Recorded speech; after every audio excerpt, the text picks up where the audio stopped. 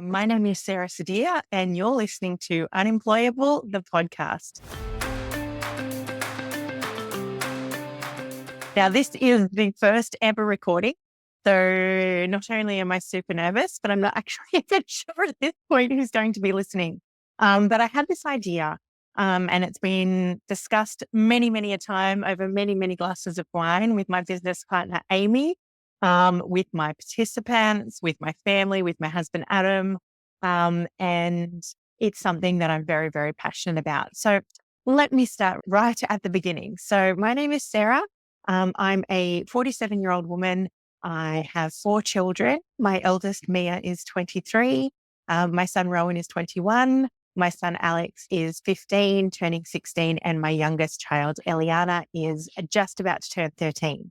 So I'm a mum. I'm a mum first and foremost. But I'm also a person who lives with a disability and chronic pain. And I'm also a carer of a young person with a disability. So I fall into a few categories here. I've had a lot of experience with the NDIS. Not personally. I do not have an NDIS plan myself, as I've not needed one for my functional capacity in my community yet.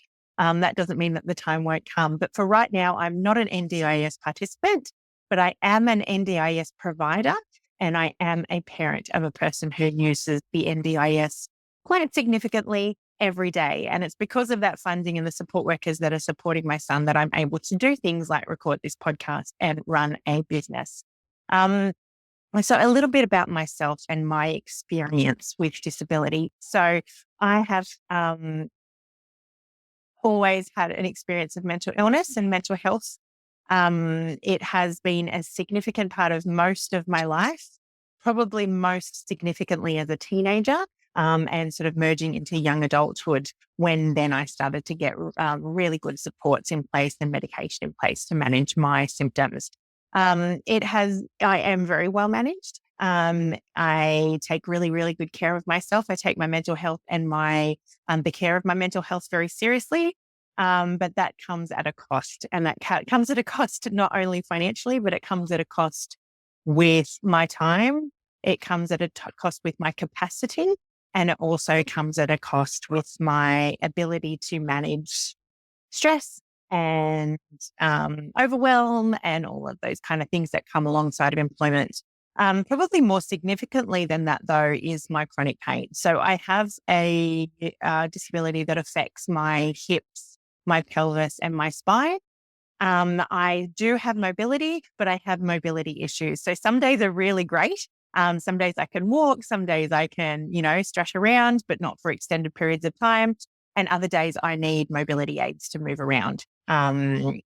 For example, I'm heading off to a concert this weekend. I wouldn't miss it for the world, but I will need a walker to make sure that I can manage standing for excessive periods of times and have somewhere to sit, because I don't have the capacity to stand and walk for long periods.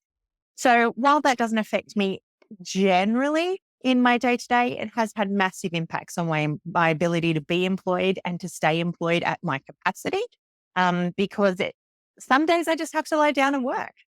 That doesn't mean that I can't answer emails, and it doesn't mean that I can't answer the phone and can't do the things that I need to do, but it does mean that I can't do them sitting in an office from 9 till 5. Those of us that were around, and an old person like me who have been around in the industry since before COVID, there actually wasn't the opportunity to work from home then that we have now.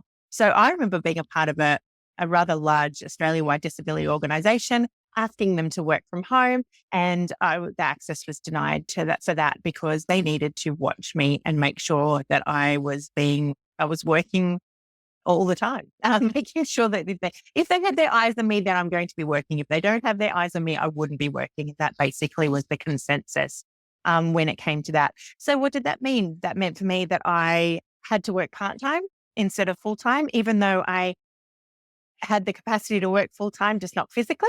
I was unable to be employed at a full-time way. And it also meant that I took all of my sick leave, my holiday pay, all of that kind of jazz whenever I had pain, whenever I had doctor's appointments, whenever I had psychologist appointments. And this is even before we started with stuff with the kids. So it meant that I lost a lot of income. It meant that I was underemployed, still employed, but underemployed quite significantly, and put my family and myself at in a quite a difficult financial situation for a really, really long time. But fast forward many years, I actually left working for other people in the disability industry, and I became a sole trader, consulting and working alongside a small business that worked entirely from home. What that meant for me was that I was able to build my capacity and build my working hours in my own business up to probably more than full time, so that could work for the first time in my life. In the last 7 years, I've been fully self-employed. And in the last 7 years, for the first time in my life, I have been able to pay a significant amount into my super at 47. I've been able to earn enough to qualify for things like loans. But the funniest part is that I haven't needed them, because before I couldn't afford a car that would last, or one that could be fixed, or afford the repairs on it. So I didn't need a loan as much now than I did then, but nobody would give it to me in the past. So that's a little bit about my story. I'll go into more detail about what I do and how I do it later on. But the next point that I want to get to is talking about my son, Rowan. So my son, Rowan, is 21. He has autism level 3, ODD, which is oppositional defiance disorder, if anyone's following along at home. Really, it's autism, but that's one of the things that are listed on his piece of paper. He's been listed with a moderate intellectual disability and ADHD, amongst other things. So Rowan has a significant disability. We started off trying to attempt him in a mainstream school in a support unit, but it quickly became apparent that they weren't able to meet his needs, and he was moved to an SSP, which is a school for specific purposes. He was moved to an SSP, which was for a higher level of disability and for more intensive support for young people like Rowan.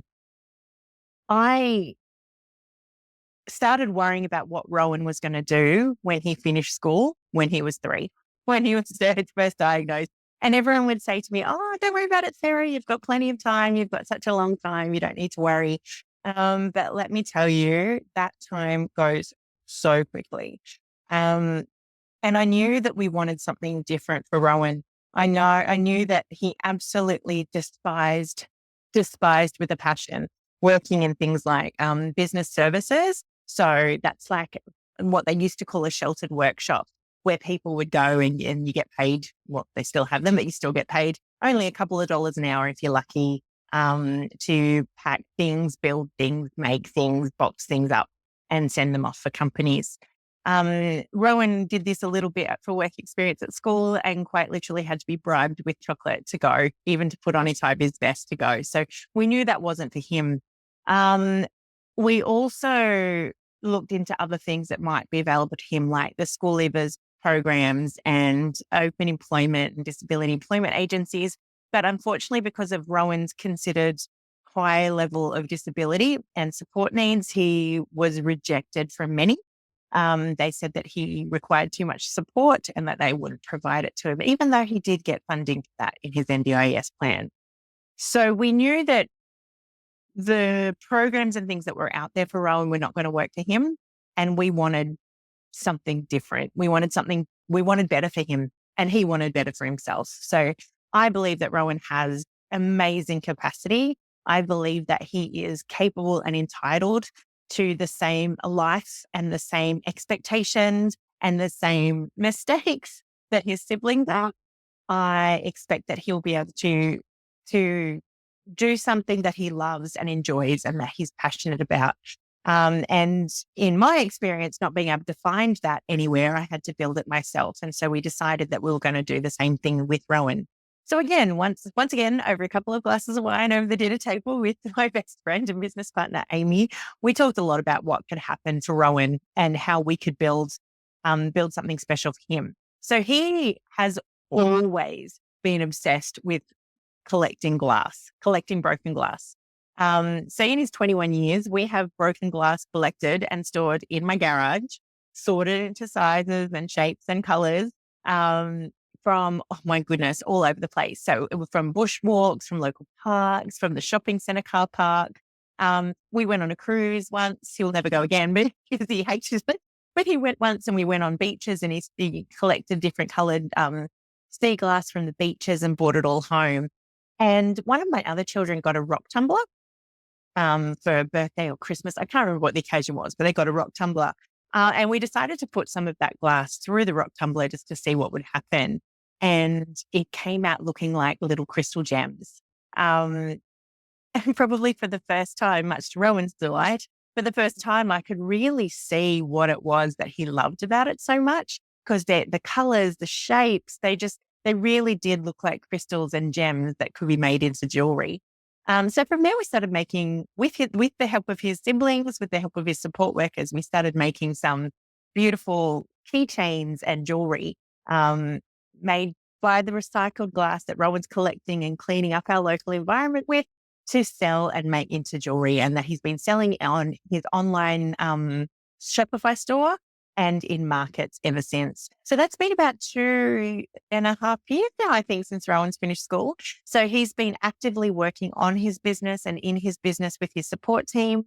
They have built a system which is supported through his social media, through the packing, through the deliveries, through the whole, everything is supported and worked out between his support workers and myself and him and his, allied health team. And it's been really incredibly successful. After that happened, we thought, you know what? It's time that we talked about this more. It's time that we talked about the fact that so many people with a disability in Australia are unemployed or underemployed. If they do have a job, they're doing something that is well below their skill set because it's deemed easier or accessible or available or appropriate, where it most likely isn't. I think there is a way that we can make so many more opportunities for ourselves. And I think that we need to empower each other and we need to support each other and share stories, amplify the voices of people with a disability who have stepped outside of traditional employment and said, this is not enough for me. I'm not going to stay in the box that you put me in. I'm going to build something for myself and I'm going to show you how it's done. So it's my hope that with this podcast that we will be able to talk more openly about the issues with the underemployment and the unemployment of people with a disability in Australia. And I really look forward to sharing all of these stories with you and growing with you over the next couple of episodes. Thank you so much. If you are a person with a disability and you would love to have a conversation with me around your business, please reach out to the podcast and I'll make sure that the details are below. And if you are somebody who needs support to start their own business, please also reach out. This podcast is sponsored by the Right Coordination and the Visible program, which we will be sort of scattering through bits of information on how to run your own business, how to grow your own business, and places that you can find support in Australia. All right. Thanks all. Take care. Bye now.